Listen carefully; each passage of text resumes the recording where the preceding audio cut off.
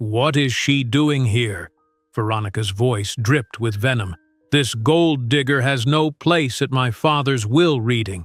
Lena, the caregiver, shrank in her chair inside the luxurious law office as the entire family stared at her. "Security, remove her," Veronica ordered the attorney. The attorney, a serious-looking man, raised his hand. "Please, Mr. Sterling left very specific instructions," he said, picking up a sealed envelope. "He wanted this letter to be read first." "But before we find out what's in the letter, tell me where you're watching from and what time it is. Now, subscribe to the channel and let's dive into the full story. She has no right to be here." Veronica Sterling's voice cut through the quiet law office. That woman was just his caregiver, not family.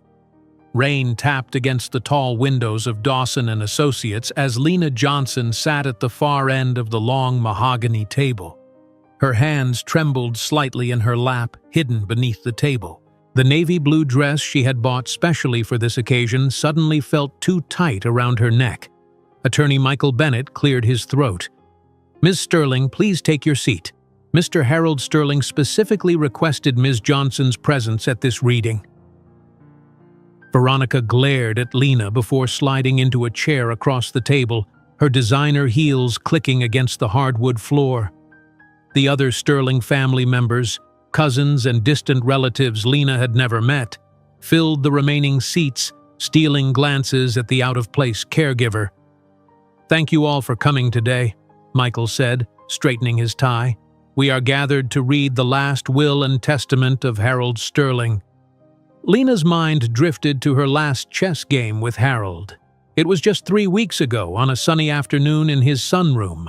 She could still picture his wrinkled hands moving the pieces across the board, his blue eyes twinkling when he captured her bishop. "Checkmate in 3 moves," he had said with a smile. "You're getting better, Lena, but still too cautious." For 8 years, Lena had cooked Harold's meals, managed his medications, and kept him company through long evenings. What began as a job became a friendship that brought warmth to both their lives.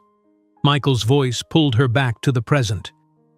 "Before I begin reading the will, I want to confirm that everyone expected is present."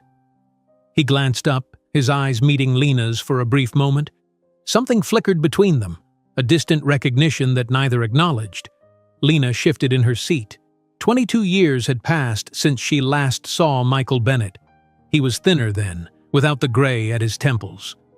Providence, Rhode Island, summer of 2001. A different lifetime. "Let's proceed," Michael said, opening a thick folder. He began reading legal language about Harold Sterling being of sound mind and body. Lena noticed Michael's expression changing as he turned the page, his professional composure briefly slipping. "I, Harold Sterling, hereby bequeath my entire estate, valued at $24 million, including all properties, investments, and business holdings, to Lena Johnson and her 3 daughters, Jasmine, Zoe, and Maya Johnson." The room went silent, then erupted. "This is absurd!" Veronica jumped to her feet, her face flushed red. "She manipulated him! My father would never do this." Michael raised his hand. "Please, there's more. I don't care what else that paper says. She's a gold digger who took advantage of a lonely old man." Veronica pointed a manicured finger at Lena. "Look at her sitting there, pretending to be shocked. This was her plan all along." Lena stared at the polished table, unable to process what was happening. $24 million? Harold's entire estate? This couldn't be right. "Ms. Sterling, please sit down," Michael insisted. "Your father also left a sealed letter with specific instructions that it be opened and read at this meeting." Michael broke the seal on an envelope and removed several pages. His eyes widened slightly as he scanned the contents. The letter reads, "To my family and friends gathered today. My decision to leave my estate to Lena Johnson and her daughters may come as a surprise, but it is made with full awareness and careful thought. For 8 years, Lena has shown me kindness, respect, and genuine friendship when many others only saw my wealth." Michael paused, taking a breath before continuing. There is another matter of importance that must be addressed today. Through private investigation, I discovered a connection that those involved may not be aware of. Enclosed with this letter are DNA test results confirming that Michael Bennett is the biological father of Lena's triplet daughters. The room gasped collectively. Lena felt the blood drain from her face as she gripped the edge of the table. Michael's professional mask slipped completely as he stared at the papers in disbelief. His eyes met Lena's across the table, wide with shock. "This is preposterous!" One of Harold's cousins stood up. "We need to contest this will immediately!" Veronica had gone eerily quiet, her eyes darting between Michael and Lena. "You two know each other," she said slowly. "This was all planned, wasn't it? A conspiracy to steal my inheritance." Lena found her voice at last. "No, I had no idea. Harold never said anything about this." Her mind raced back to that summer in Providence. She was 23, visiting her aunt while on break from community college. Michael was working before starting law school. 3 wonderful weeks together before he moved to New York. They had lost touch. No social media back then, just a phone number that changed when he moved. When Lena discovered she was pregnant, she had no way to find him. "I want our lawyers here now," Veronica hissed to one of the relatives who was already dialing on his phone. "We're contesting this immediately on grounds of undue influence." Michael seemed to recover his professional demeanor with effort. "You have every right to contest the will, but Mr. Sterling's wishes were clearly documented with multiple witnesses, including his doctor confirming his sound mental state." "You expect us to believe that?" Veronica laughed bitterly. "You're apparently the father of her children. You're both in on this scam." "I assure you, Ms. Sterling, I had no knowledge of this connection until this moment," Michael replied stiffly. 2 security guards appeared at the door, summoned by Michael's assistant who had heard the commotion. "This meeting is over for now," Michael announced. "Everyone will receive copies of the relevant documents. If you wish to contest the will, your attorneys can contact our office." The Sterling family filed out, Veronica pausing at the door to glare at Lena. This isn't over. Not by a long shot. Soon only Michael and Lena remained in the conference room. The rain outside had intensified, drumming against the windows. "Is it true?" Lena asked quietly. "Did Harold really leave everything to me?" Michael nodded, still looking stunned. "Yes. Everything is legally yours and your daughter's." Silence stretched between them, heavy with unspoken questions. "Providence," Michael finally said. "Summer of 2001. Lena nodded. "I tried to find you when I found out I was pregnant. Your phone was disconnected. I moved to New York for law school." He ran a hand through his hair. "Triplets? Jasmine, Zoe, and Maya. They're 21 now." Michael sat down heavily in a chair. How did Harold know? Why would he keep this information to himself? Lena shook her head. Harold knew a lot of things. He was always 3 moves ahead, like in chess. She stared at the documents on the table, papers that had just changed her entire life. What happens now? Michael looked up, his expression a mix of confusion and determination. The Sterlings will contest the will. It's going to get ugly, and we need to talk about our daughters. Lena gathered her purse, feeling overwhelmed. I need to tell them first. They deserve to hear this from me. As she stood to leave, Michael touched her arm. Lena, wait. We need to talk about why Harold kept this secret from both of us for years, and what else he might have been hiding. We need to figure out what Harold was really planning, Michael said, releasing Lena's arm. This is bigger than just the will. Lena nodded, still trying to process everything. I need to tell my daughters first. They're waiting to hear about the will reading.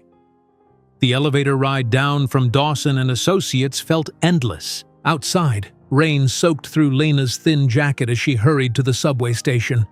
Her mind raced the entire ride back to Dorchester. When she opened the door to their modest apartment, all 3 of her daughters looked up expectantly from the living room couch. How did it go? Maya asked, always the first to speak. She closed her laptop and adjusted her glasses. Lena set down her purse and took a deep breath. "I need you all to sit down. There's a lot to tell you." Jasmine turned off the television. "Mom, you look pale." "What happened?" "Mr. Sterling left us his money," Lena said, her voice barely above a whisper. Zoe frowned. "What do you mean, us? Why would he leave you anything?"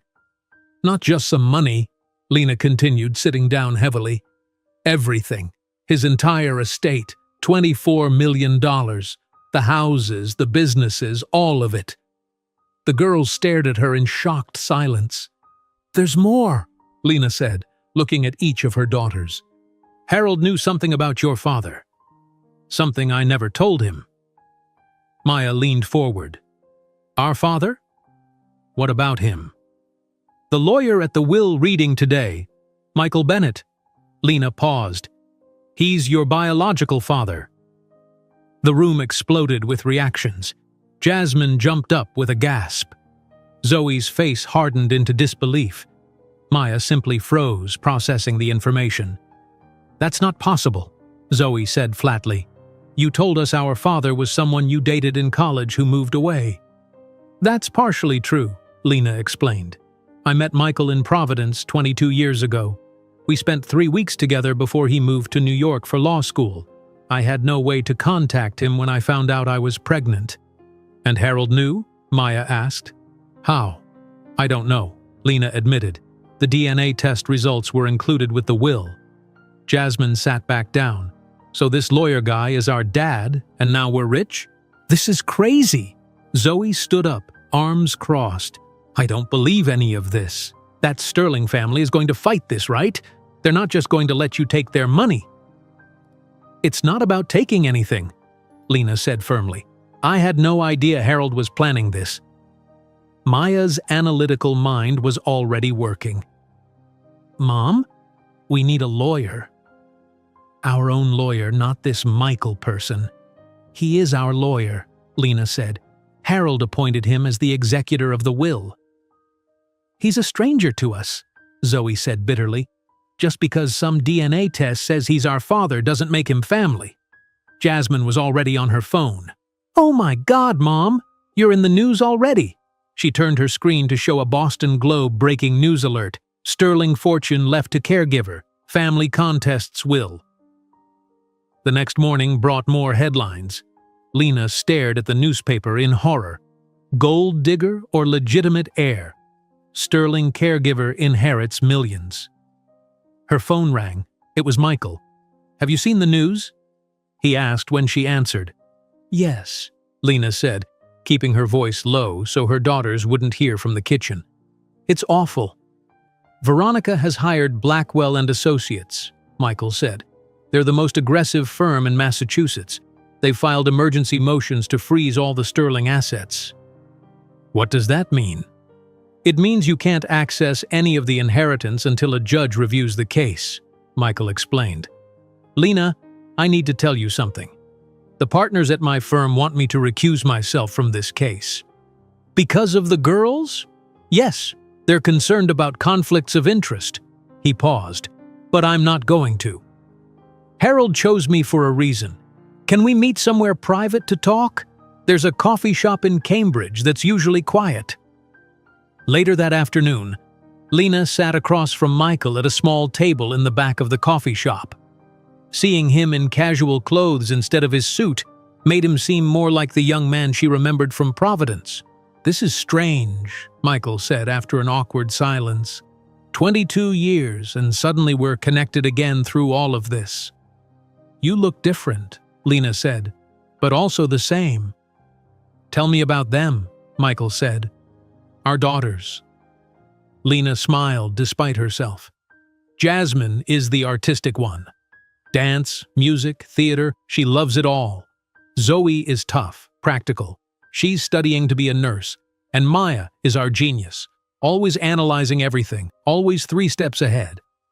"They sound amazing," Michael said. "Do you have pictures?" Lena showed him photos on her phone. Michael studied each one carefully. "Maya has my mother's eyes," he said quietly. I can't believe I didn't know about them all these years. I tried to find you, Lena insisted.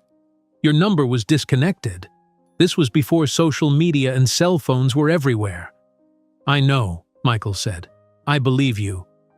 They talked for nearly 2 hours, filling in the missing decades of their lives. Michael had been married and divorced. Lena had worked multiple caregiving jobs to support her daughters. Why would Harold do this? Lena asked. Bringing us all together like this? I don't know, Michael replied. But I intend to find out. When Lena returned to her apartment building, she found reporters waiting outside. They shouted questions as she pushed past them. Ms. Johnson, did you manipulate Harold Sterling? Was your relationship with Mr. Sterling romantic?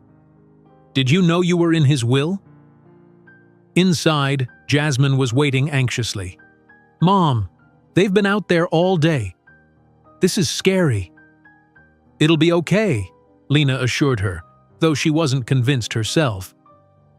That evening, as they ate dinner, the phone rang. Lena answered it. Listen carefully, said an unfamiliar male voice. Walk away from the Sterling money or face the consequences. Gold diggers get what they deserve. The line went dead. Lena's hands shook as she put the phone down. Who was that? Maya asked, noticing her mother's expression. Wrong number, Lena lied. At midnight, the sound of shattering glass woke them all. Lena rushed to the living room to find a brick on the floor surrounded by broken window glass. Attached to the brick was a note that read, Gold diggers get what they deserve. As Lena called the police, her phone buzzed with an incoming call from an unknown number. She hesitated, then answered. Hello? Miss Johnson? This is Eleanor Parker, Harold's sister, said an elderly woman's voice. I think it's time you had an ally in this fight. Miss Parker? Lena said, holding the phone tightly while police officers examined the broken window. How did you get this number? Harold gave it to me months ago, Eleanor replied. He told me you might need my help someday. We need to meet. The Boston Public Garden tomorrow morning at 10. The bench near the swan boats. The next morning, Lena walked nervously through the public garden. The spring flowers were blooming, but she barely noticed them. She spotted an elegant older woman sitting alone on a bench, feeding birds from a small paper bag. Miss Parker? Lena approached cautiously. The woman looked up, her silver hair perfectly styled. Please, call me Eleanor. She patted the space beside her. Sit down, dear. We have much to discuss. Lena sat, keeping a slight distance. Why did you call me? Because Harold told me everything.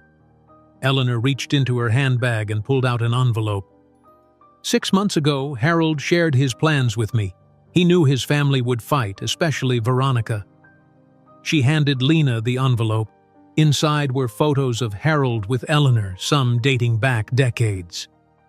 My brother was very clear about his wishes, Eleanor continued. He wanted you and your daughters to have his estate. He said you showed him more kindness in 8 years than Veronica had in her entire life. Did he tell you about Michael Bennett? About my daughters? Eleanor nodded. Harold discovered the connection by accident. He overheard you talking about your daughter's father once. Something clicked, and he hired investigators. Why didn't he tell us? Harold believed some truths needed the right moment. Eleanor looked directly at Lena. Now, about your safety. That brick through your window won't be the last attempt to scare you. You need to move to a secure location. I can't afford... You can now, Eleanor interrupted. The judge must have received my brother's letter by now. The temporary freeze on your assets should be lifted by afternoon. Eleanor was right. By 3 o'clock that day, Michael called with the news. The judge reviewed Harold's documented wishes and medical records, he explained. The assets aren't completely released, but you have access to funds for living expenses while the case proceeds. How much? Lena asked. $50,000 for immediate use, Michael replied. The judge was concerned about the threats against you. That evening, with Eleanor's help, Lena and her daughters checked into 2 connecting rooms at the Four Seasons Hotel in downtown Boston. The marble lobby and uniformed staff made Lena feel completely out of place. "Mom, this is crazy," Zoe whispered as they followed the bellhop to their rooms. "We don't belong here." "It's just temporary," Lena assured her, "for safety." Jasmine, however, was already taking photos of everything. "The bathtub is bigger than our kitchen." Maya remained quiet, observing it all with cautious eyes. The next morning, Michael arrived at the hotel for a meeting. He looked tired, with dark circles under his eyes. "I've taken a leave of absence from Dawson and Associates," he announced once they were seated in the hotel's private meeting room. "Why?" Lena asked. "The senior partners didn't support me representing you. They have business connections with the Sterling family." He straightened some papers on the table. "I believe Harold chose me as executor for a reason. I need to see this through." "So you quit your job for us?" Maya asked skeptically. "A leave of absence," Michael corrected. "Besides, I have other reasons." He glanced at the three young women. "I've missed 21 years with you. I don't want to miss more." Zoe stood up. "I need some air." She walked out of the room. "Give her time," Lena said quietly. "We have our first court hearing tomorrow," Michael continued. "Veronica's lawyers are arguing that Harold wasn't mentally competent when he changed his will." "That's not true," Lena exclaimed. "Harold was sharp until the end. We played chess the day before he died, and he beat me in 12 moves." "I have his medical records," Michael assured her. "His doctors will testify to his mental clarity." The next day in court, Veronica sat with her legal team from Blackwell and Associates. She wore all black like a widow in mourning. When Lena entered with Michael, Veronica's eyes narrowed with hatred. The lead attorney from Blackwell stood. "Your Honor, we have substantial evidence that Harold Sterling was not of sound mind when he made these dramatic changes to his will. Mr. Sterling was 87 years old and taking multiple medications. He was vulnerable to manipulation from his caregiver." Michael responded calmly. "Your Honor, we have comprehensive medical evaluations conducted 2 weeks before Mr. Sterling updated his will. 3 separate doctors confirmed he was mentally competent and making informed decisions." After hearing both sides, the judge spoke. "While I'll allow this case to proceed to full hearing, I see no immediate evidence of mental incapacity. The temporary freeze on major assets will continue, but Ms. Johnson and her daughters shall have access to funds for living expenses and legal fees." Veronica stormed out of the courtroom without looking back. That afternoon, Michael invited all 3 daughters to lunch. Only Jasmine accepted. "I'd like to get to know you," Michael said as they sat at a table in Faneuil Hall Marketplace. "What kind of music do you like?" Jasmine smiled for the first time. "Everything. Classical, jazz, hip-hop. I dance, so music is my life." "My mother was a pianist," Michael said. "I grew up with music in the house." "Really?" Jasmine leaned forward. "Do you play?" "Badly," Michael admitted. "But I love listening." As they talked, they discovered shared interests in books and films, too. By the end of lunch, Jasmine was showing Michael videos of her dance performances. Back at the hotel, Lena found Maya studying on her laptop. "What are you working on?" Lena asked. "Inheritance law," Maya replied. "I found some cases similar to ours. Most contested wills take months or years to resolve."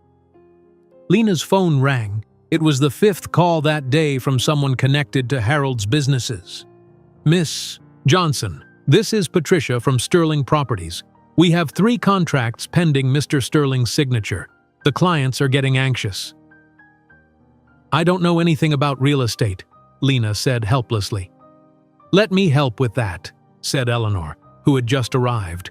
"Harold's business interests are complex but not impossible to understand."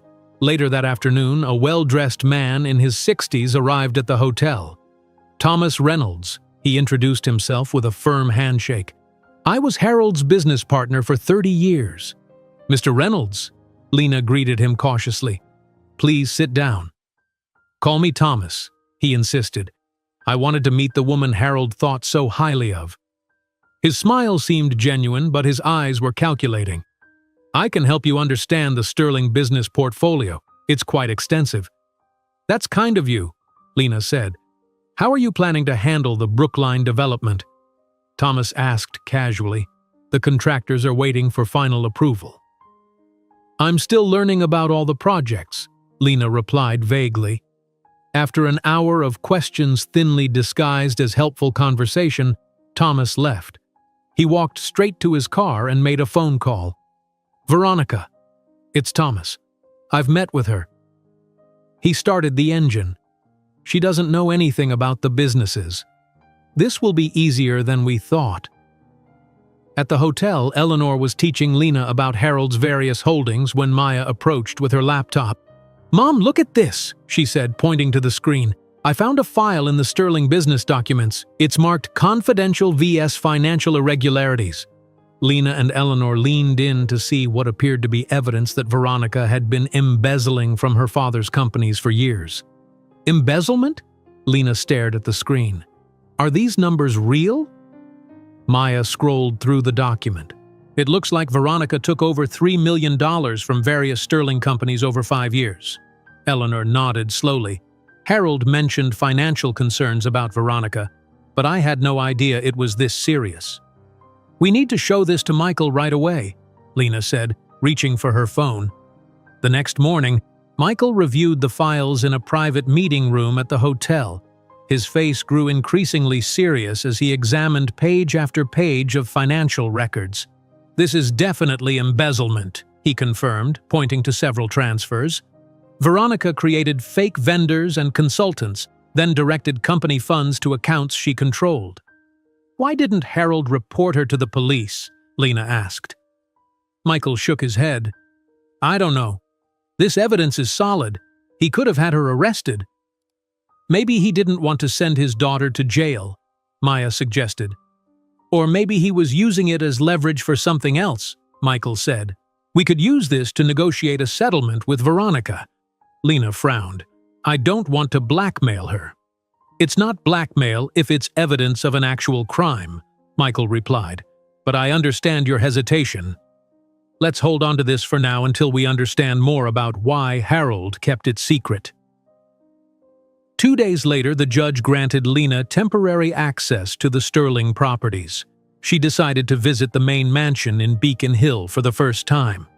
"This place is huge," Jasmine whispered as they walked up the steps to the imposing brownstone.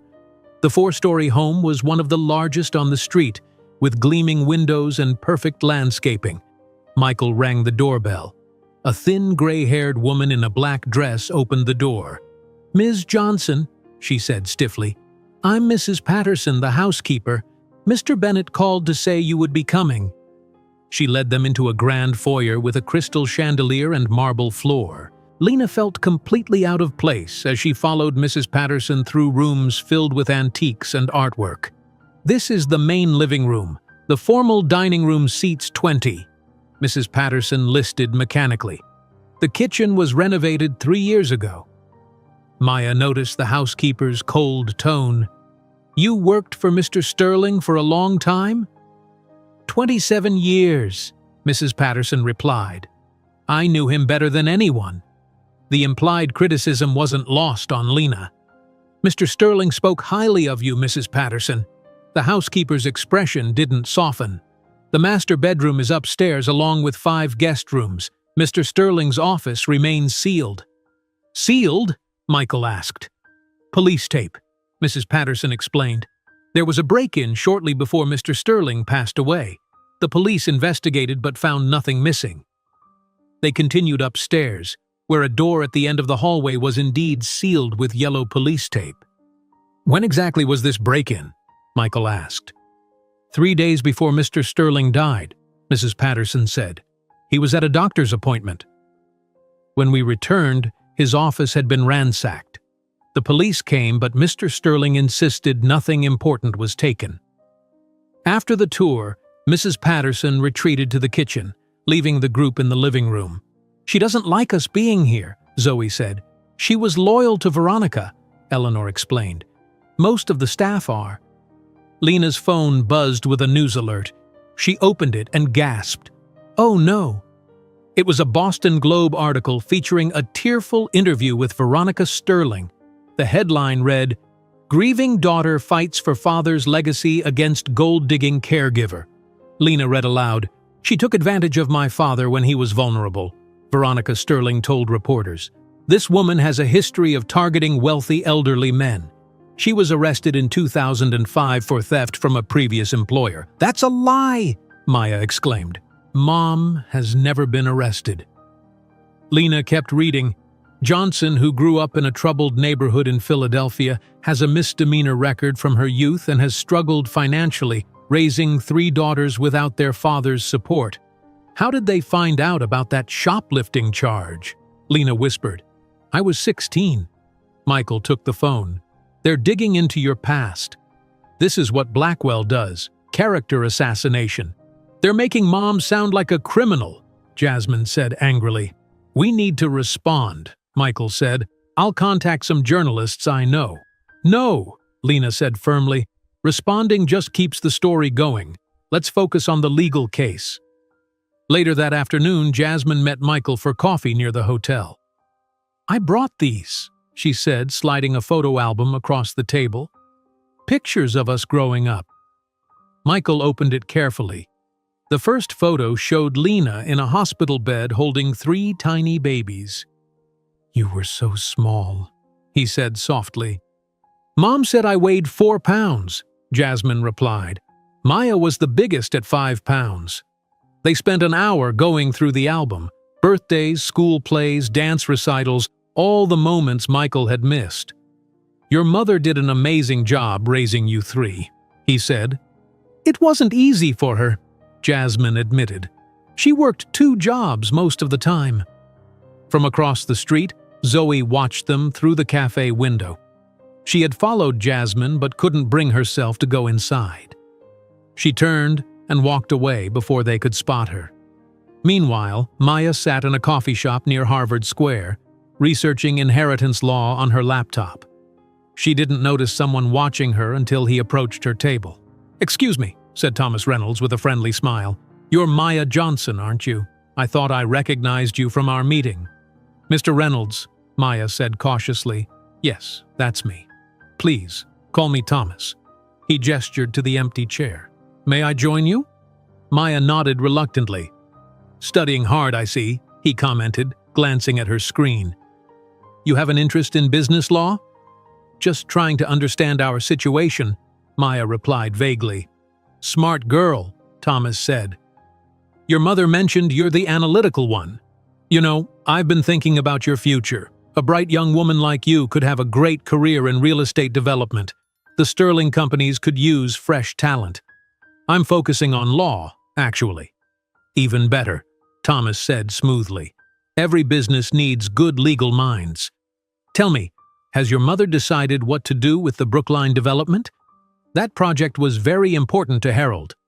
Maya recognized the fishing attempt. "I think she's still reviewing all the options with her advisors." Thomas nodded, hiding his disappointment. "Well, if you ever want to learn about the business, I'd be happy to mentor you. Harold would have wanted that." After an hour of careful conversation, Thomas left. Maya immediately texted her mother. "Reynolds tried to get info from me. Be careful with him." That evening, Detective Wilson from the Boston Police Department met Lena at the Sterling mansion. "We've completed our investigation of the break-in," he explained. "Since nothing was reported stolen, we're closing the case.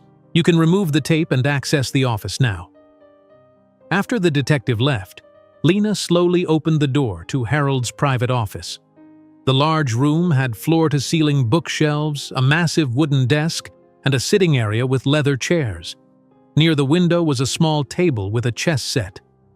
Lena approached it slowly. The pieces were positioned exactly as they had been during her last game with Harold. She remembered every move of that final match. "You were winning," she whispered, touching the white queen. As she studied the board, something caught her eye. The black king piece seemed slightly raised. Lena picked it up and found a small brass key hidden underneath. Her phone buzzed with an incoming text from an unknown number. Check the safe behind the Monet in the upstairs study. H left more than money for you." Lena stared at her phone. Who knew about a safe behind a painting? She called Eleanor immediately. "Eleanor, can you come to the mansion? I found something strange." 30 minutes later, Eleanor arrived. Lena showed her the key and the text message. "Who sent this?" Eleanor asked, examining the phone. "I don't know," Lena said. "The number isn't saved in my contacts." "There is indeed a Monet in the upstairs study," Eleanor confirmed. Harold collected Impressionist paintings. They walked upstairs to a smaller room lined with bookshelves and a large desk. On the far wall hung a colorful painting of water lilies. "This is it," Eleanor said, carefully lifting the frame away from the wall. Behind it was a small wall safe. Lena inserted the brass key.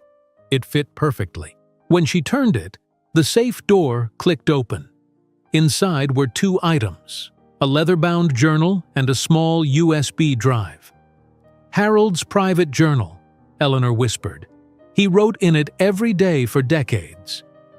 Lena carefully opened the journal to the most recent entries. She began reading aloud. "January 15th. Confirmed today what I've suspected for months. Veronica has been systematically embezzling from the Brookline Development Fund. Nearly $3 million diverted through fake consulting companies. My own daughter stealing from me. The betrayal cuts deep." Eleanor gasped.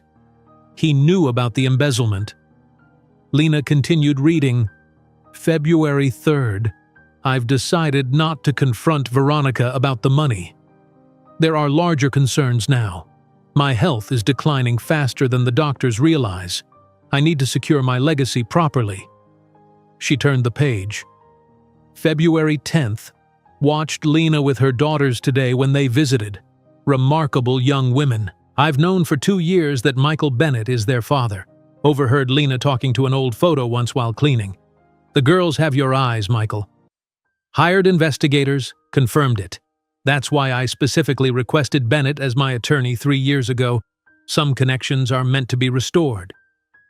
Lena looked up in shock. "Harold knew? He hired Michael on purpose?" "My brother was always 3 steps ahead of everyone," Eleanor said. "What else does it say?" Lena read more entries, each revealing Harold's elaborate plan to bring Michael back into her life and to leave his fortune to her family instead of Veronica. "We should see what's on the USB drive," Eleanor suggested. They went to Harold's computer and inserted the drive. A video file appeared on screen. They clicked play, and Harold's face filled the monitor. He looked tired but determined, sitting in the very office they were in now. "If you're watching this," Harold began, "then I'm gone, and you've found my key." "Hello, Lena. I imagine you have questions." Lena pressed her hand to her mouth, emotional at seeing Harold again. "First, let me be clear. Everything I've left to you and your daughters I've left willingly and with sound mind. The journal explains most of my reasoning, but there's one thing I couldn't write down. Something I've kept secret for almost 40 years. Harold took a deep breath. "Veronica is not my biological daughter." Both women gasped. "Margaret was pregnant when we married," Harold continued. "I agreed to raise the child as my own. We never told Veronica the truth. I loved her as my daughter, but as she grew older, the distance between us grew. When I discovered her embezzlement, I was hurt, but not entirely surprised. My guilt over knowing she wasn't truly mine probably made me too lenient with her throughout her life." The video continued with Harold explaining more details about his decision to leave everything to Lena and her daughters. "I should call Michael," Lena said when the video ended. "He needs to see this." An hour later, Michael arrived at the mansion. They watched the video together in stunned silence. "This explains why he never reported the embezzlement," Michael said. "He felt guilty about knowing she wasn't his biological child." "What do we do with this information?" Lena asked. "It feels wrong to expose Veronica's parentage just to win the case." "I agree," Michael said. "We should hold this back unless absolutely necessary. The embezzlement evidence might be enough." They sat close together on the office couch, reviewing the journal entries. Their shoulders touched, and neither moved away. When Lena looked up, Michael was watching her face. For a moment, they leaned toward each other. Lena's phone rang suddenly. It was Maya. "Mom? Where are you? We've been trying to reach you for hours." "I'm at the mansion with Michael and Eleanor," Lena explained quickly.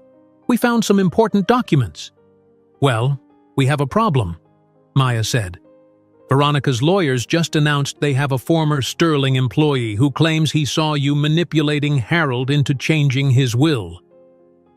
The next day in court, Veronica sat with her legal team looking confident. Her star witness, James Peterson, a former butler at the Sterling mansion, took the stand. "Mr. Peterson," Veronica's lawyer began, "can you tell the court what you observed between Ms. Johnson and Mr. Sterling?" "Yes," Peterson said seriously. "I saw Miss Johnson repeatedly pressure Mr. Sterling about his will. Once I overheard her say, 'Remember to take care of me and my girls, Harold.' She would give him his medication and then immediately bring up money matters when he was groggy." Murmurs spread through the courtroom. Lena shook her head vigorously. When it was Michael's turn for cross-examination, he approached calmly. "Mr. Peterson, when did you work for the Sterling household?" "From 2010 until 2019, Peterson answered. "Interesting," Michael said. "And when did you last see Mr. Sterling?" "December 2019, before I moved to Florida." Michael nodded. "So you weren't present during the last 3 years of Mr. Sterling's life, including when he changed his will?" Peterson shifted uncomfortably. "Well, no, but—" "In fact," Michael continued, "you weren't present for any of the events you just described, were you?" "I heard things from other staff," Michael interrupted. "Please answer the question directly. Did you personally witness Ms. Johnson pressuring Mr. Sterling about his will?" "No," Peterson admitted quietly.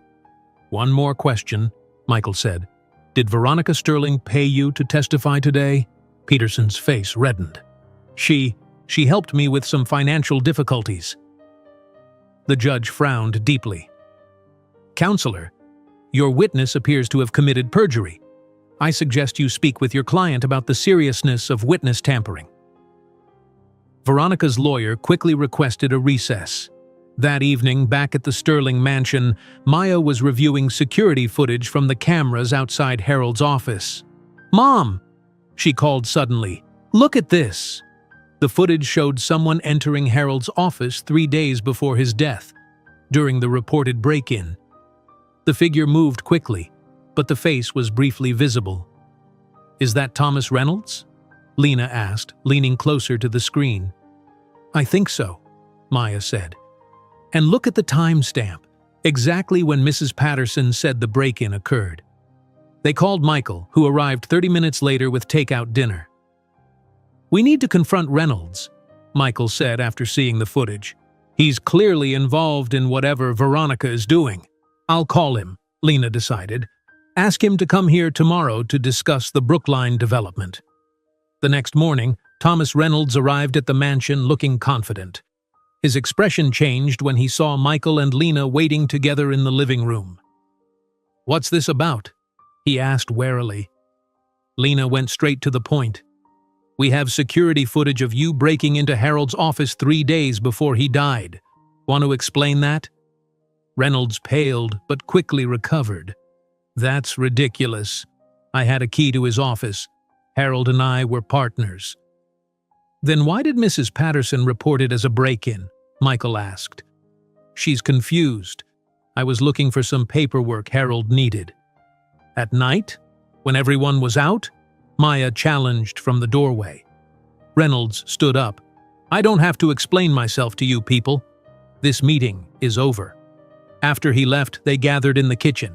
"He's definitely hiding something," Michael said. Suddenly, they heard a crash from the living room.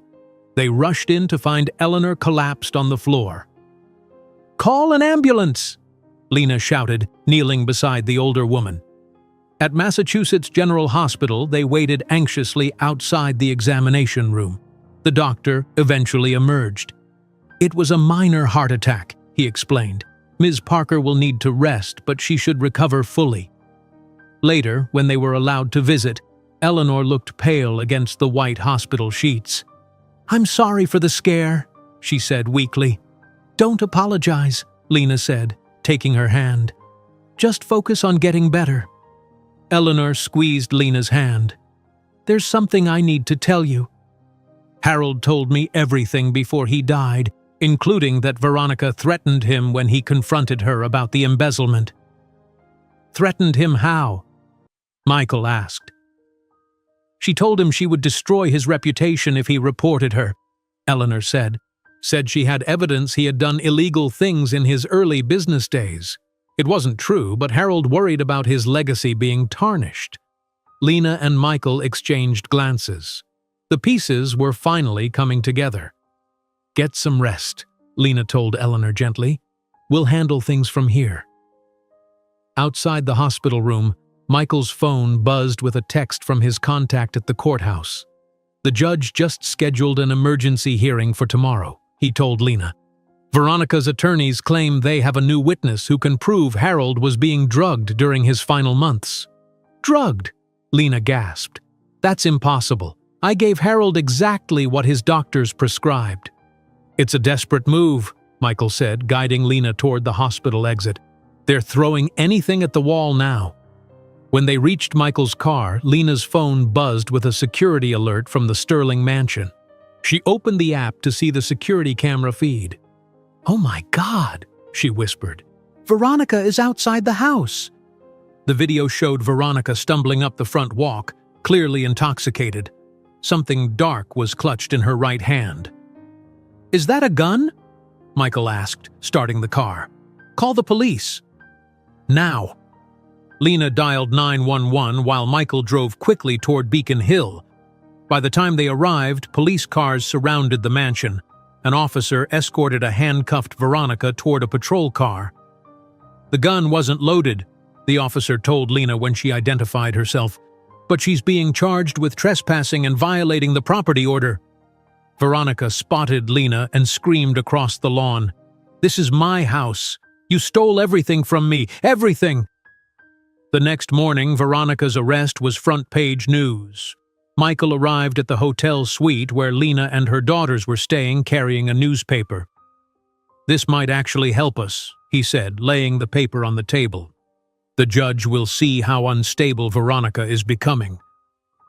What about tomorrow's hearing?" Lena asked. "The drugging accusation?" "I've requested all of Harold's medical records and pharmacy logs," Michael replied. "If someone was altering his medication, we'll find evidence." "Who's their witness?" Maya asked. "Dr. James Wilson," Michael said, "Harold's former physician." Jasmine frowned. "Wouldn't his doctor know if Harold was being drugged?" "Unless the doctor was involved," Michael suggested. Later that day, Michael called a meeting with Lena and her legal team. "This is the perfect time to request a settlement conference," he explained. "Veronica's public image is damaged after the gun incident. Her lawyers might advise her to negotiate now." "Do we use the evidence about her not being Harold's biological daughter?" one of the lawyers asked. Lena shook her head firmly. "No, that would just hurt her unnecessarily. We use the embezzlement evidence first." The judge granted their request for a settlement conference the following week. Both legal teams gathered in the judge's chambers, with Lena and Veronica sitting at opposite ends of the table. "Before we begin," Judge Martinez said, "I want to remind everyone that settlement conferences are about finding compromise. Ms. Sterling, your gun incident doesn't help your case. Ms. Johnson questioning the deceased's medical care is a serious allegation that needs substantial proof." Veronica's lead attorney spoke first. "My client is willing to offer Ms. Johnson a one-time payment of $1 million to relinquish all claims to the Sterling estate." Michael smiled politely. "That's not even close to acceptable. We're not here to negotiate the validity of Mr. Sterling's will. It stands as written." "A will created under duress or manipulation is invalid," Veronica's attorney countered. "We agree," Michael said calmly. He opened a folder and slid documents across the table. That's why we've brought these financial records showing Ms. Sterling embezzled nearly $3 million from Sterling companies over 5 years. The room went silent. Veronica's face drained of color. "My client disputes these allegations," her lawyer said after quickly scanning the papers. "The records are very clear," Michael continued. "Harold Sterling discovered the embezzlement and documented it thoroughly. We have bank records, fake vendor invoices, and transfers to offshore accounts." Veronica suddenly stood up, her chair scraping loudly. "You had no right to go through his private files. He promised he would never tell anyone." Her lawyer tried to quiet her, but Veronica was beyond restraint. "You turned my father against me," she shouted at Lena. "You wormed your way into his life and poisoned him against his own daughter." "Ms. Sterling, control yourself," Judge Martinez warned. "She wasn't even special to him," Veronica continued, pointing at Lena. "She was just another charity case. He collected them, you know. Pathetic people he could save." "That's enough," the judge said sharply. "We'll take a 30-minute recess." During the break, Veronica's attorney pulled her into a side room. "These embezzlement allegations are serious," he said gravely. "If they pursue criminal charges, you could face jail time." "They're bluffing," Veronica insisted, though her hands shook. "There's no proof." "I'm looking at the proof right now," he replied, holding the documents. "We should consider a settlement." "No!" Veronica grabbed her purse. "I'm not giving that woman my father's money. Find a way to fight this, or I'll find another law firm." She stormed out of the courthouse, ignoring reporters who shouted questions about her arrest. Meanwhile, Jasmine met with the director of a community arts center in Roxbury. The brick building had high ceilings and good natural light, but needed repairs. "This space has potential," the director said, "but renovation costs are high. We've been trying to raise funds for years." Jasmine walked around the empty room, imagining it filled with dance students.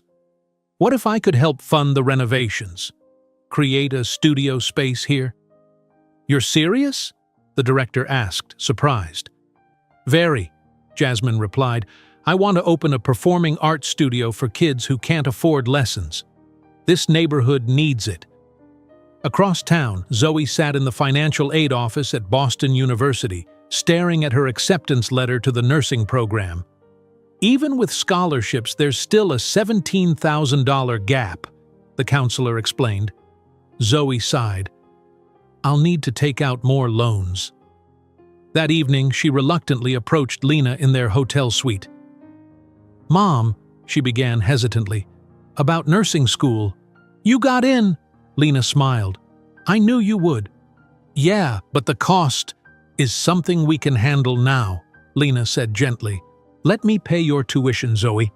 Please, it's not about the money. It's about not having to work 3 jobs while studying like I did." After a long silence, Zoe nodded. "Okay, but just tuition. I'll handle everything else myself." At the Sterling offices downtown, Maya sat across from Thomas Reynolds, who looked uncomfortable under her steady gaze. "Thank you for meeting me, Mr. Reynolds," Maya said, placing her phone on the desk between them. "I wanted to discuss some inconsistencies I found in the Sterling Company records." "What inconsistencies?" he asked cautiously. Maya opened a folder. "These invoices for consulting services. The companies don't exist. The money went to shell corporations that trace back to Veronica Sterling's personal accounts." Reynolds loosened his tie. "I'm not sure what you're implying." "I'm not implying anything," Maya said. "I'm stating facts. These transactions required 2 signatures, Veronica's and yours." Reynolds stood up abruptly. "This meeting is over." "Before you call Veronica," Maya said calmly, "you should know I've already shared these documents with the district attorney's office." Reynolds paled. He grabbed his cell phone and dialed Veronica while walking to the window, lowering his voice. "It's me." "We have a problem. They found the financial records. They know about the fake companies." He listened for a moment. "No, denying it won't work. They have everything, Veronica. Bank transfers, signatures, everything." What Reynolds didn't notice was that Maya had started recording on her phone the moment he began speaking. Back at the Sterling mansion, Lena was reviewing documents in Harold's office when she heard a noise. She found Mrs. Patterson searching through drawers in Harold's study. "What are you doing?" Lena asked from the doorway. Mrs. Patterson jumped. "I was cleaning." "The drawers were already clean," Lena said. "You're looking for something." After a tense silence, Mrs. Patterson's shoulders sagged. "Ms. Sterling asked me to find any papers related to the will." "You've been reporting to her all along," Lena realized. "I've worked for the Sterling family for 27 years, Mrs. Patterson said defensively. "My loyalty is to them." "Harold was a Sterling too," Lena reminded her. "Did you respect his wishes?" The housekeeper looked away. "Mr. Sterling wasn't himself toward the end." "That's not true," Lena said firmly. "You know it isn't." Mrs. Patterson sat down heavily on a chair. "I knew him better than his own daughter did." Veronica rarely visited unless she needed money. "Did you know she was stealing from him?" Lena asked. "Everyone knew," Mrs. Patterson admitted. "Mr. Sterling confronted her about it once. I overheard them arguing." "What happened?" "She threatened him," Mrs. Patterson said quietly. "Said she would tell people he had mistreated her as a child if he didn't keep quiet. It wasn't true, but Mr. Sterling was terrified of scandal."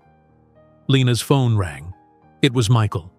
"The judge just called," he said urgently.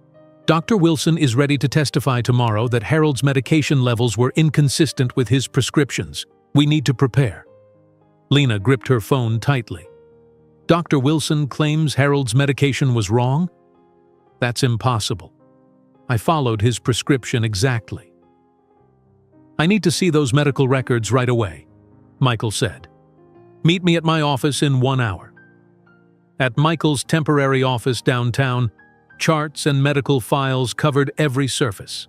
Dr. Sarah Patel, a medical expert Michael had hired, examined Harold's prescription history. "These are the medication logs from the past 5 years," Michael explained to Lena. "If someone was tampering with Harold's medication, we'll find proof." Dr. Patel frowned at the paperwork. "There are inconsistencies here, but they're subtle. Blood tests show varying levels of his heart medication." "I gave him exactly what was prescribed," Lena insisted. "I kept detailed logs of every pill." "Look at the dates," Dr. Patel said suddenly. "The irregular pattern started in January 2019. "That's over a year before I began working for Harold," Lena realized. Michael looked up. "Who was his caregiver then?" "He didn't have one," Lena replied. "Veronica hired a service that sent different nurses each day. They worked through the night, examining years of medical records. Around 3 in the morning, Maya called with news.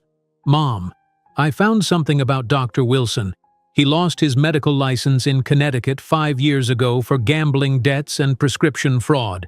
He got it reinstated in Massachusetts 2 years later.'" "Gambling debts?" Michael repeated. "Check his bank records if you can."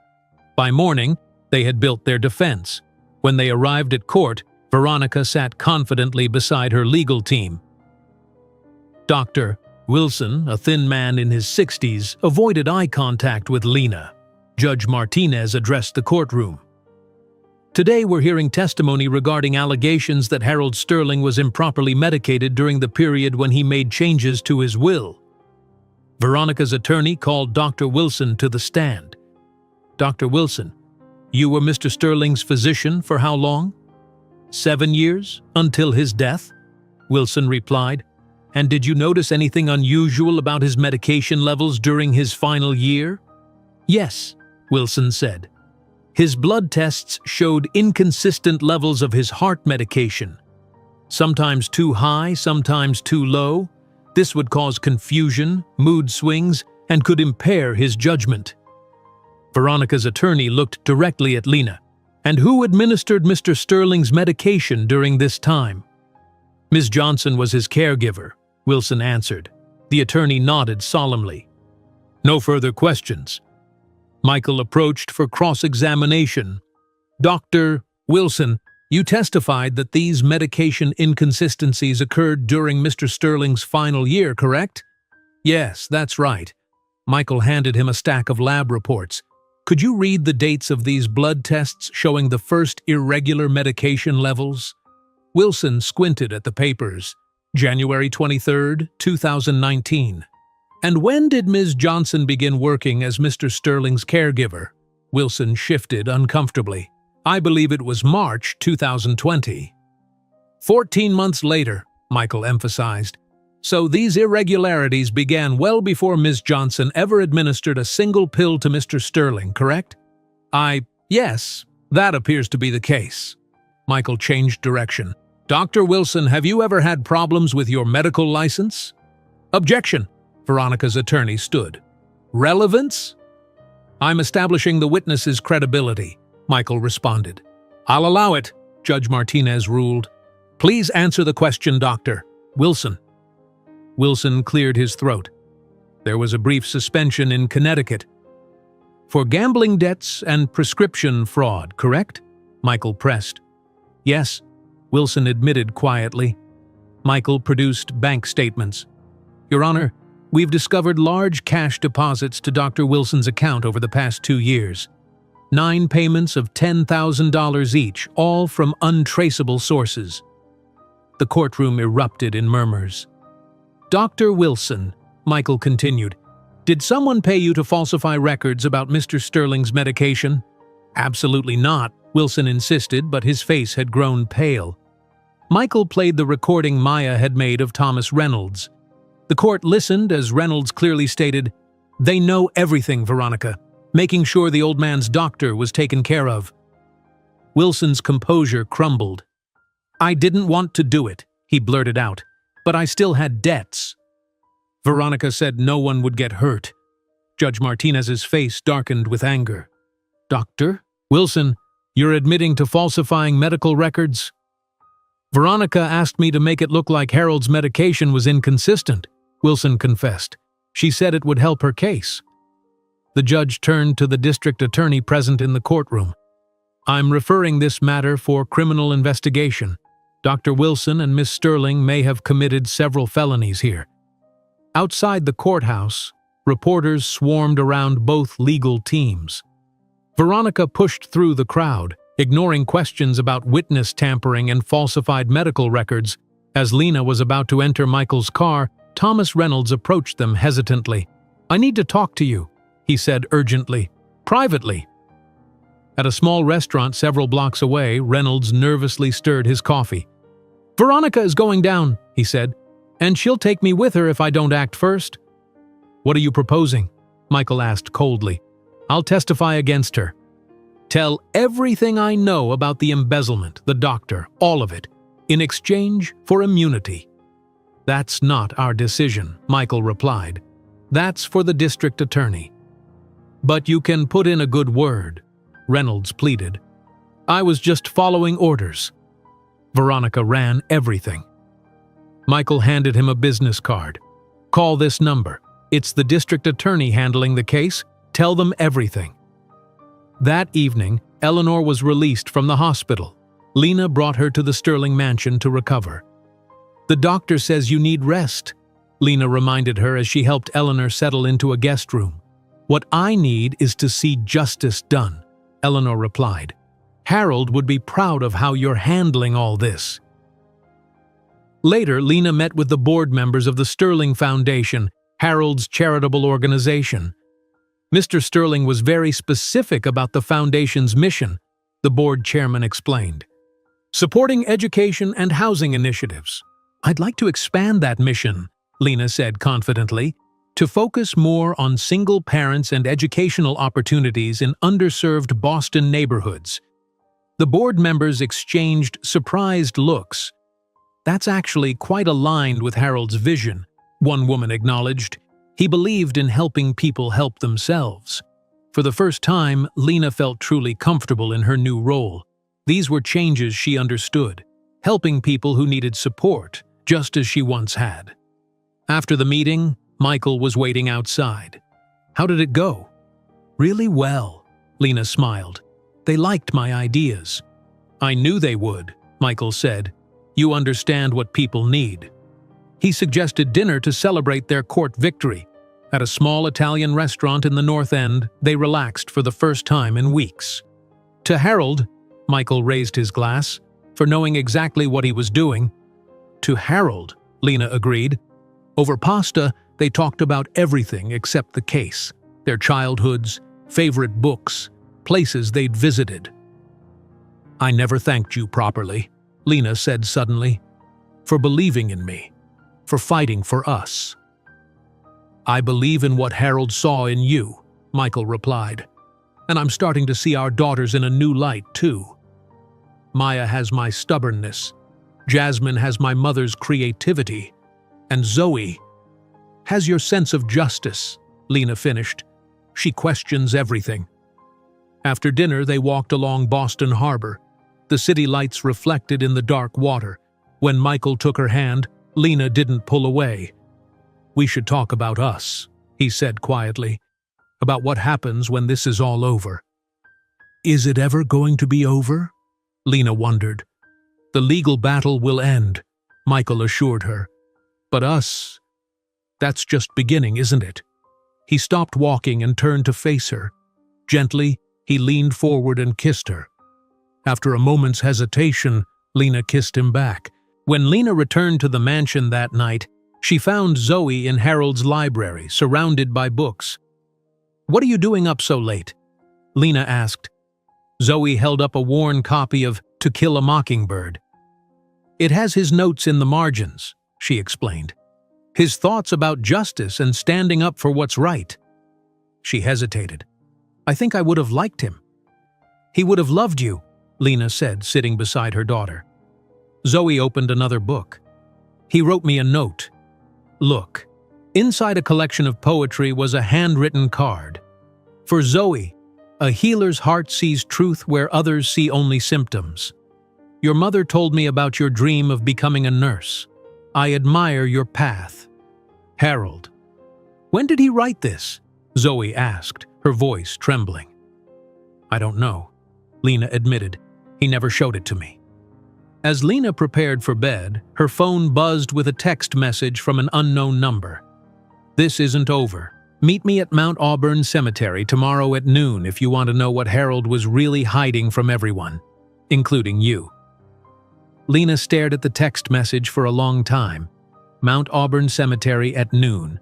It had to be from Veronica, but why would she want to meet? And why at Harold's grave? When Lena showed Michael the message the next morning, he immediately objected. This is obviously a trap, he said. Veronica is desperate and angry. She could be planning anything.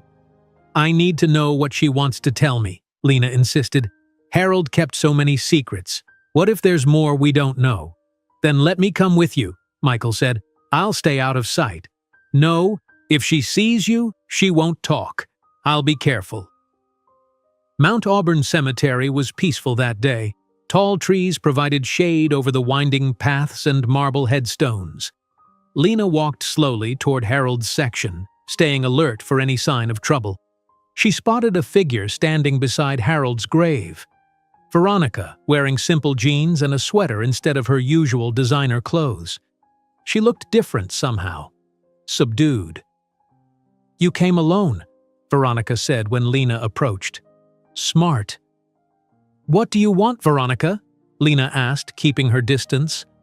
To talk. No lawyers, no witnesses. Veronica gestured to the grave. Just us and him. If this is another attempt to threaten me— It's not, Veronica interrupted. I'm done fighting. The district attorney has enough evidence to charge me with multiple felonies. Lena studied her face. Then what's this about? I wanted to tell you something about Harold, something even you don't know. Veronica took a deep breath. I've known for years that Harold wasn't my biological father.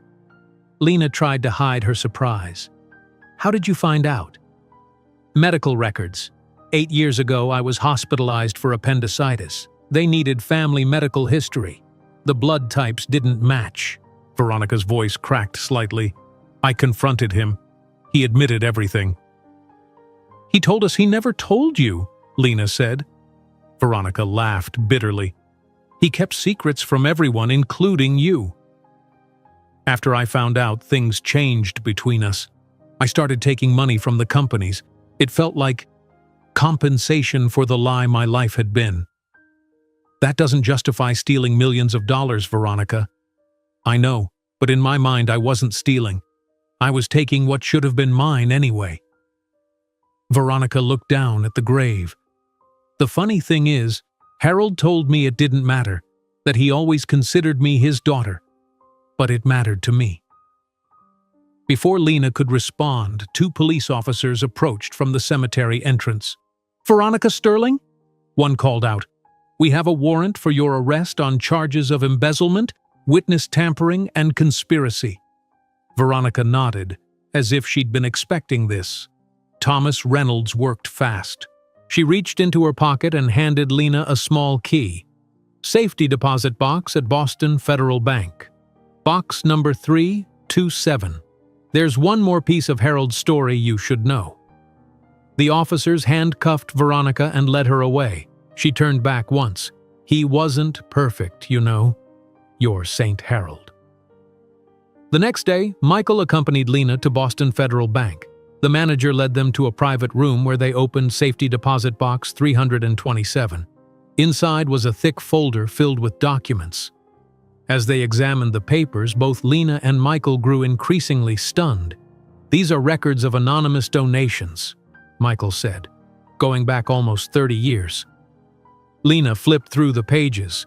"Tuition payments for single mothers attending nursing school, medical bills for children with no insurance, down payments on homes for families in need." Harold was secretly supporting dozens of families across Boston, Michael realized. All these years. Lena stopped at a particular page. "Michael, look at this." It was a tuition receipt for Brookside Elementary School dated 15 years ago. The payment was for 3 students, Jasmine, Zoe, and Maya Johnson. "That's impossible," Lena whispered. "I paid their tuition myself. I worked extra shifts to afford that school." "Look at the actual payment record," Michael pointed. "Your checks covered only half the tuition. The rest came from an anonymous donor. Harold was supporting my daughters before I even met him." Lena shook her head in disbelief. "How did he even know about us back then?" Deeper in the folder, they found a private investigator's report dated 17 years ago. It contained details about Lena and her daughters, along with information about Michael. "He knew about all of us," Michael said softly. "Our meeting wasn't coincidence. None of it was. But why? Why would he insert himself into our lives this way?" "I think he was trying to fix something broken," Michael suggested. "He saw a family that should have been together but wasn't, and he had the resources to do something about it." That afternoon, Jasmine stood in an empty brick building in Roxbury talking excitedly to contractors. "I want mirrors along this wall," she explained, "and ballet bars here. The sound system needs to be top quality." The community center director watched in amazement. "When you said you wanted to create a studio here, I had no idea you meant something this professional." "Every kid deserves proper training," Jasmine replied. "Not just those who can pay for private lessons." She had already designed scholarship programs and community classes. The sign outside would read, "Sterling Arts Academy, where every child can dance." Meanwhile, Zoe sat nervously in a coffee shop, watching the door. When Michael entered, she almost changed her mind about staying. "Thank you for meeting me," Michael said, sitting across from her. "I'm not promising anything," Zoe warned. "I'm just curious." Michael nodded. "That's fair. What would you like to know about me?" "Why didn't you try to find Mom after you left?" Zoe asked directly. "I did, actually," Michael admitted. "About 6 months after I moved to New York. I called her aunt's house in Providence, but they said Lena had moved and they didn't have her new address. This was before cell phones and social media. People lost touch more easily then." "You could have tried harder," Zoe said. "You're right." Michael didn't make excuses. "I should have." They talked for over an hour. The conversation was awkward but honest. When they parted, Zoe didn't hug Michael, but she did say, "Maybe we could do this again sometime." At the Sterling mansion, Maya opened an envelope from Harvard Law School with shaking hands. She had applied months ago before any of the inheritance drama began. "I got in," she announced when Lena came into the room. "Full acceptance for the fall semester." "Oh, Maya," Lena hugged her tightly. "I'm so proud of you." "I would have gone anyway," Maya said firmly, "even without the inheritance. I had scholarships lined up." "I know you did," Lena smiled, "but now you can focus completely on your studies instead of working part-time jobs." A week later, Lena sat in a courtroom for Veronica's sentencing hearing. The judge had allowed victim impact statements, and Lena had asked to speak. "Ms. Johnson," the judge said, "you were directly affected by Ms. Sterling's crimes. Please approach the podium." Veronica sat beside her attorney, expecting Lena to demand the maximum punishment. Instead, Lena surprised everyone. "Your Honor, while I was initially angry about Veronica's actions, I've had time to reflect on what Harold would want in this situation." Lena spoke clearly. Harold Sterling valued redemption above revenge. He believed people could change if given the chance. Veronica looked up, confused. "I'm asking the court for leniency," Lena continued. "Harold would want his daughter, because that's how he saw Veronica, regardless of biology, to have an opportunity to rebuild her life after serving her sentence."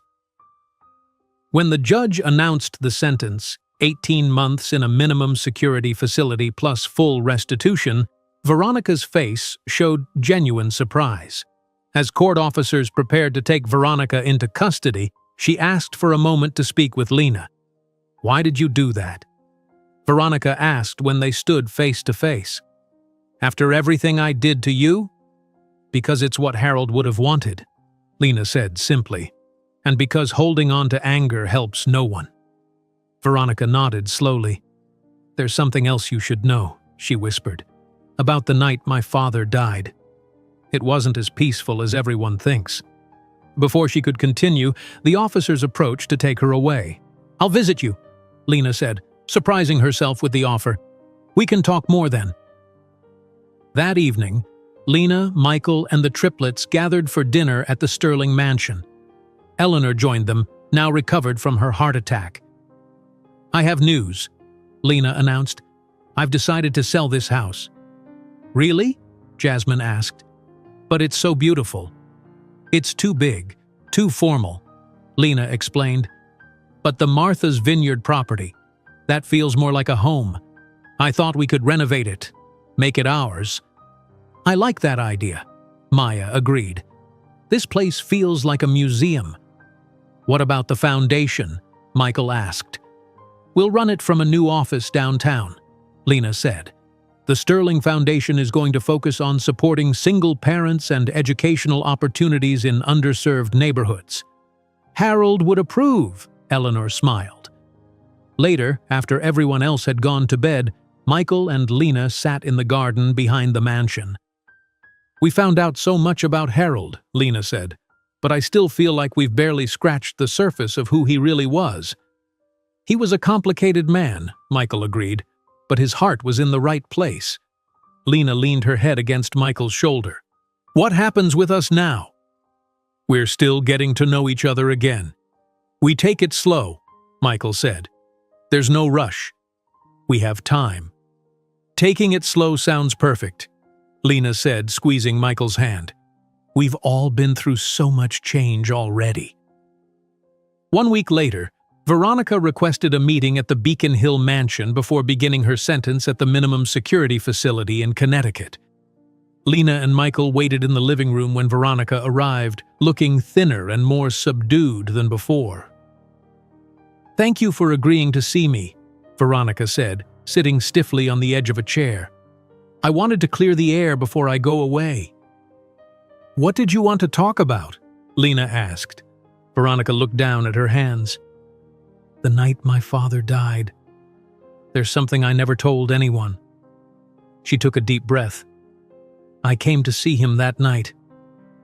I knew he had changed his will, and I was angry, When I arrived, he was already on the floor. He'd had a heart attack. Lena gasped. "You found him?" "Yes," Veronica admitted, her voice barely above a whisper. "And I didn't call for help right away." The room fell silent. "I stood there for several minutes, watching him struggle to breathe," Veronica continued, tears forming. "I was so angry at him. Part of me thought, if he dies now, the new will might not be finalized." "Veronica," Michael said in shock. "I did call 911 eventually," Veronica said quickly. "But those minutes I waited, they might have made the difference." The paramedics said he had just passed when they arrived. Lena felt sick. "Why are you telling us this now?" "Because I can't live with it anymore," Veronica said. "I didn't kill him, but I didn't help him either. And I need to face that before I go to prison." Lena walked to Harold's desk and retrieved his journal. "There's something you should see." She opened to one of the final entries and handed it to Veronica. Veronica read aloud. "Veronica discovered the embezzlement files today. I saw her in my office when she thought I was at my doctor's appointment. She knows I know, yet I still hope for reconciliation. Despite everything, she is my daughter in all the ways that matter. Blood is just biology. Love is a choice, and I've always chosen to love her." Tears streamed down Veronica's face. "He knew I was stealing, and he still loved me." "He knew everything," Lena said gently, "and he forgave you." "I didn't deserve his forgiveness," Veronica whispered. "None of us deserve forgiveness," Michael said. "That's what makes it so powerful when it's given anyway." Before leaving, Veronica looked around the mansion one last time. "Take good care of his legacy," she said to Lena. "You were the daughter he wished I had been." The next day, news broke that Thomas Reynolds had accepted a plea deal with the district attorney's office. In exchange for testimony against others involved in the embezzlement scheme, he avoided jail time but lost his real estate and business licenses. "Reynolds got off easy," Maya commented as they watched the news report. "He'll pay in other ways," Michael said. "His reputation in the business world is destroyed. No one will trust him again." With the legal battles winding down, Lena focused on understanding and restructuring the Sterling business holdings. She met with financial advisors in the downtown Boston office. "Mr. Sterling's portfolio is diverse," explained Barbara Chen, the lead financial advisor. "Real estate developments, investment funds, and several small businesses." "Which projects need immediate decisions?" Lena asked. "The Brookline development is at a critical stage," Barbara replied, showing Lena the plans. "Construction is halfway complete, but contractors need approval for the next phase." "What was Harold's vision for this project?" Lena asked. "Mixed-income housing with retail spaces on the ground floor," Barbara said. 20% of units reserved for low-income families." Lena nodded. "Then we continue exactly as Harold planned."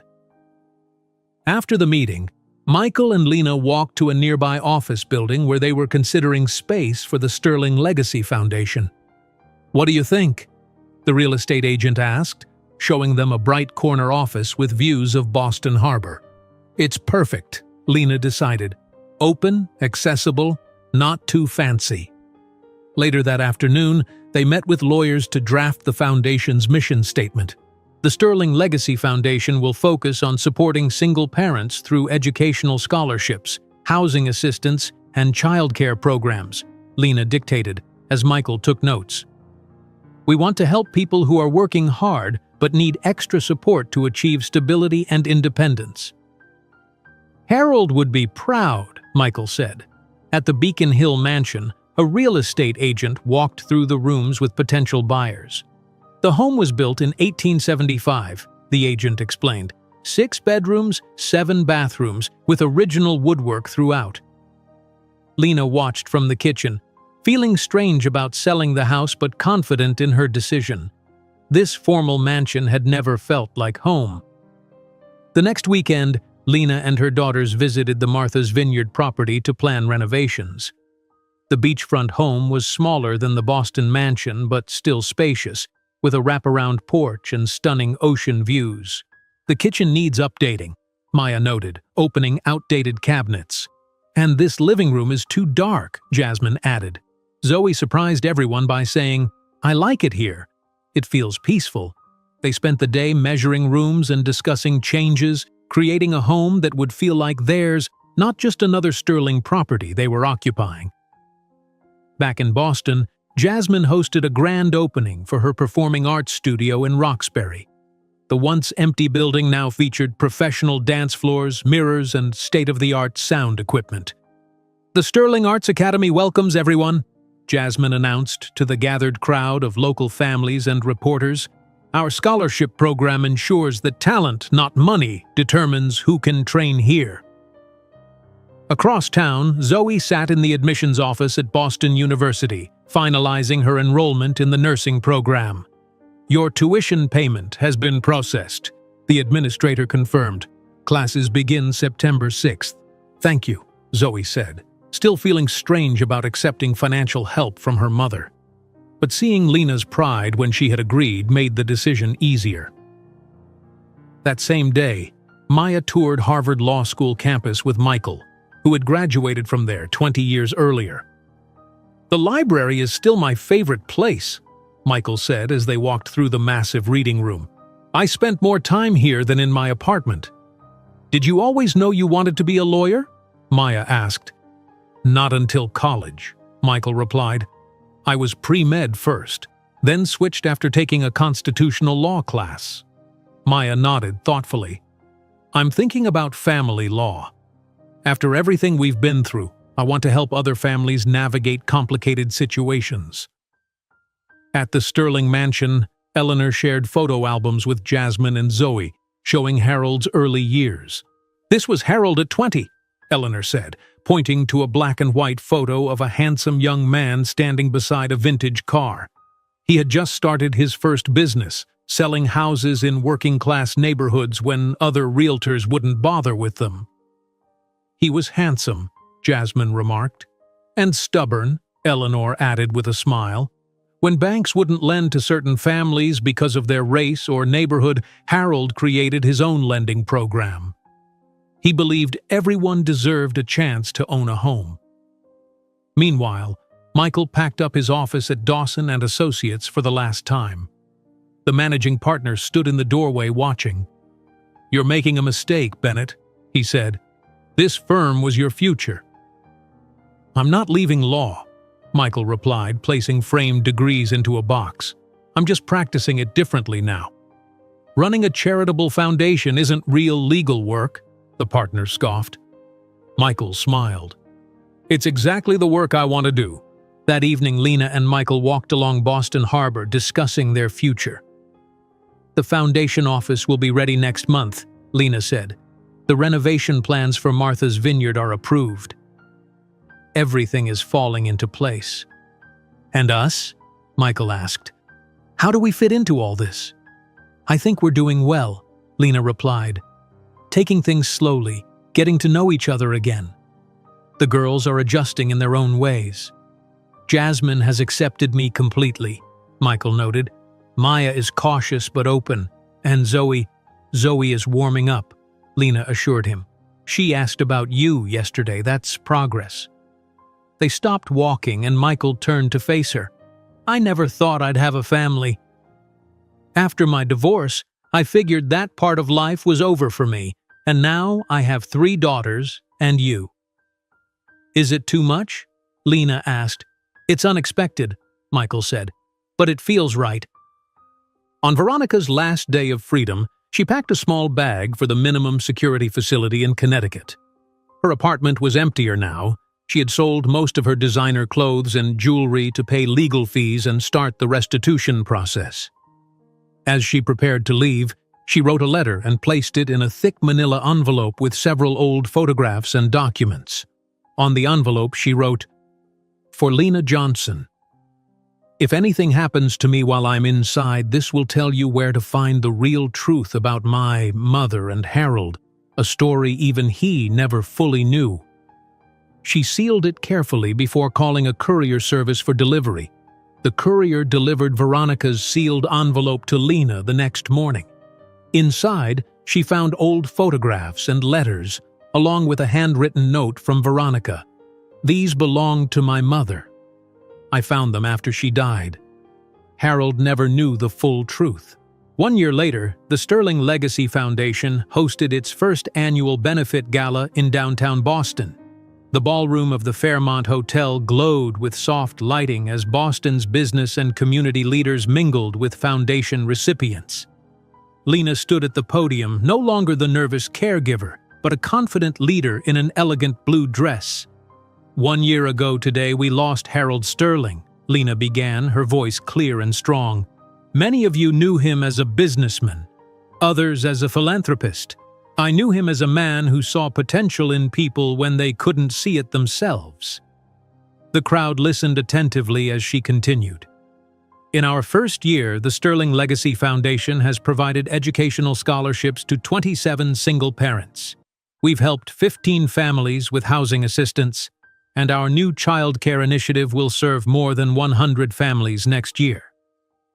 After her speech, Michael approached with 2 glasses of sparkling water. "That was perfect," he said, handing her a glass. "Harold would be proud."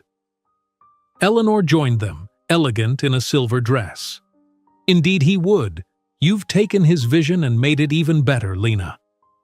Across the room, Maya chatted with her constitutional law professor from Harvard. At 22 years old, she carried herself with new confidence after completing her first semester with honors. "Ms. Johnson shows remarkable insight into how the law affects families," the professor told Michael when he approached. "She'll make an excellent family attorney someday." Later that week, the expanded family gathered for dinner at their renovated Martha's Vineyard home. The once formal beach house now felt warm and lived in, with comfortable furniture and family photos on the walls. "Pass the potatoes, please," Jasmine said as they sat around the large dining table. At the head of the table, Eleanor shared stories about Harold's younger days. "He once tried to build a boat in our backyard," she laughed. "It sank the minute he put it in the water." "I can't imagine Harold failing at anything," Zoe said, surprising everyone with her comment. She had become more accepting of Harold's legacy in recent months. "Oh, he failed plenty," Eleanor assured her.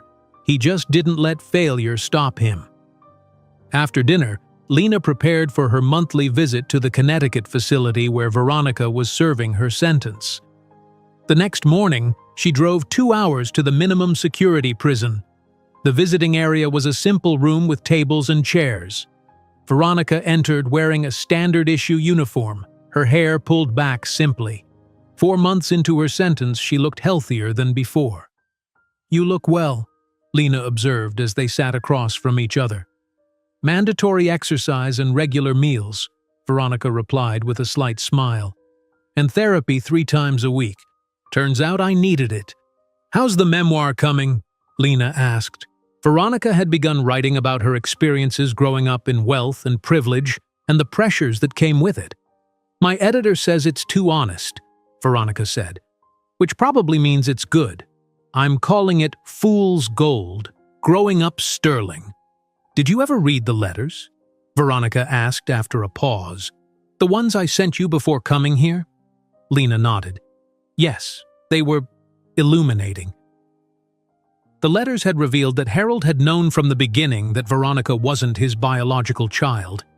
He had loved Margaret when they met, and when she told him she was pregnant by another man, he married her anyway and agreed to raise the child as his own. "All those years," Veronica said quietly, "I thought he didn't know. I thought that's why he was always distant. But he knew from the start and chose me anyway." "That's who Harold was," Lena replied. "He believed family was about choices, not blood." "It makes what I did even worse," Veronica admitted. "He forgave you," Lena reminded her, "and he loved you until the end." Back in Boston, Jasmine led a group of young dancers through their routine at Sterling Arts Academy. The studio had already become a neighborhood fixture in Roxbury, with classes full of children who previously had no access to arts education. "Point your toes, Destiny," Jasmine called to a 10-year-old girl. "That's better." After class, she met with her administrative assistant. "The spring performance tickets are already half sold out," the assistant reported, "and we received another $10,000 in donations this week." "Put it all toward the scholarship fund," Jasmine directed. "I want to add 5 more full scholarships next semester." At Boston University Medical Center, Zoe moved confidently through the hospital corridors during her clinical rotation. She had excelled in her nursing program, already specializing in cardiac care. "Johnson, room 3 needs vitals," the head nurse called. "On it," Zoe replied. Later, during her break, she texted Michael to confirm their dinner plans for the following week. Their relationship had slowly evolved from awkward meetings to genuine father-daughter conversations. At Harvard Law School, Maya sat in the library surrounded by casebooks. A classmate approached her table. "How are you understanding this stuff so quickly?" he asked, frustrated. Maya smiled. "I had a good teacher. My father's been walking me through the fundamentals of contract law." "Your father's a lawyer?" "Yes," Maya replied, realizing how natural it felt now to call Michael her father. "He is." At the downtown offices of the Sterling Legacy Foundation, Michael reviewed applications for their new small business grant program. "This woman's story reminds me of Lena's," he told his assistant. "Single mother of 2, trying to start a home healthcare business. Put her application in the yes pile." His office phone rang. It was Thomas Reynolds. "Bennett, I was hoping we could meet," Reynolds said. "I've been thinking about ways I could help the foundation." "I appreciate the offer, Thomas," Michael replied coolly, "but I think it's better if we keep our distance."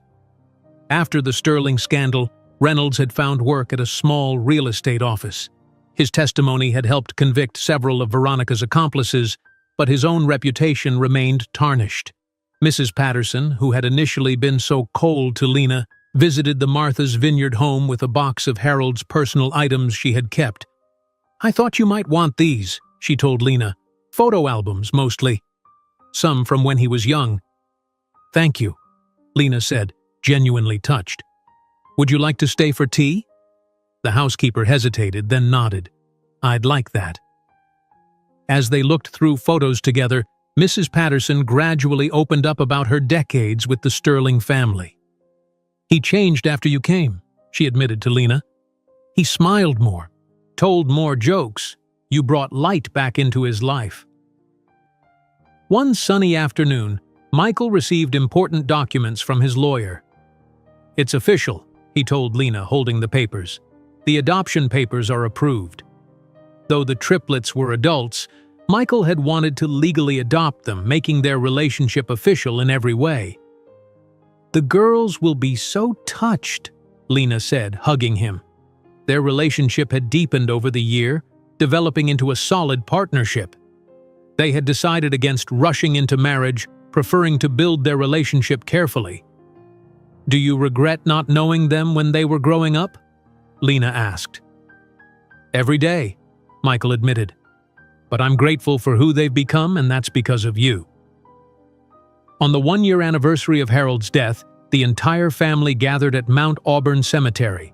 Lena, Michael, the triplets, and Eleanor stood together at the grave, which was marked by a simple but elegant headstone. "It's hard to believe it's been a year," Eleanor said, placing flowers on the grave. "So much has changed," Maya agreed. Michael unfolded a paper from his pocket, Harold's final message from his video recording. "I thought we should hear his words again today," Michael explained. He began reading. "Legacy isn't what you leave behind in bank accounts or buildings. It's what you build in the hearts of those who carry your memory forward." As they stood together, Lena noticed an elderly man watching them from a distance. When their eyes met, he gave a knowing nod before turning and walking away. "Who was that?" Jasmine asked. "I don't know," Lena replied, curious. "But I have a feeling Harold's story isn't completely finished yet." They walked together through the cemetery toward their cars, a family created not by conventional means but through Harold's vision and their own choices. The Sterling legacy continued through each of them, not in wealth or property, but in the lives they touched and the good they did. "I think Harold knew exactly what he was doing," Lena said as they left. "He saw what we could become together before we could see it ourselves." Eleanor smiled. "My brother always played the long game. He just made sure he won his final round." If you enjoyed today's video, I'm sure you'll love the next one. Don't waste time. Just click on the screen.